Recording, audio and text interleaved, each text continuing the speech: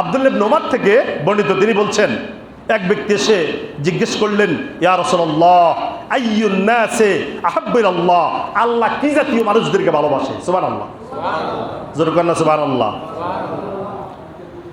আল্লাহ রাসূল সাল্লাল্লাহু আলাইহি ওয়াসাল্লাম বলেছেন, ক্বালা রাসূলুল্লাহ সাল্লাল্লাহু আলাইহি ওয়াসাল্লাম আহাব্বুন নাসে ইলাল্লাহি আনফাউহুম লিন-নাস, আল্লাহ ওই জাতীয় লোকদেরকে ভালোবাসে যেই লোকেরা মানবতার কল্যাণে কাজ করে। জোরে বলেন না সুবহানাল্লাহ। কার কল্যাণে? মানবতার, মানুষের কল্যাণে কাজ করেন, মানুষের উপকারে আসে কাজ করেন। হিন্দু হোক, বৌদ্ধ হোক, খ্রিস্টান হোক, বিপদে আছে তার সাহায্যে যিনি এগিয়ে আসবেন, আল্লাহ ওই জাতীয় মানুষকে আল্লাহ ভালোবাসেন। সুবহানাল্লাহ।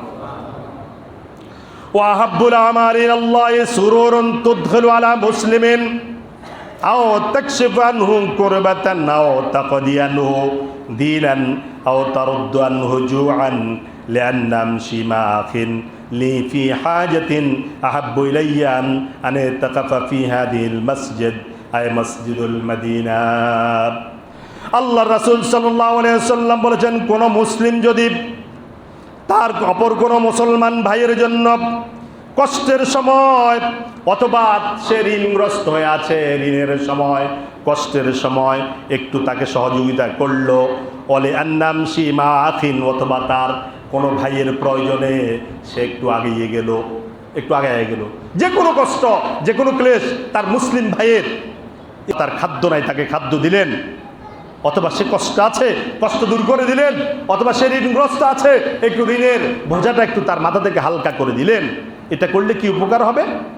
আল্লাহ রাসূল সাল্লাল্লাহু আলাইহি ওয়াসাল্লাম বলেছেন, মা খিল্লি ফি হাজাতিন আহাব্বু ইলাইয়া মানে তাকাফা ফি হাদাল মসজিদ ইয়ানে মসজিদুল মদিনা শাহরান আও কামা ক্বালা আলাইহিস সালাতু ওয়াসসালাম। আল্লাহ রাসূল সাল্লাল্লাহু আলাইহি ওয়াসাল্লাম বলেছেন, তার মুসলিম ভাইয়ের যে কোনো কল্যাণে যিনি কাজ করবেন, মসজিদে মদিনায় 1 মাস পর্যন্ত ইতিকাফ করার পরে যেই সওয়াবের অধিকারী হবেন।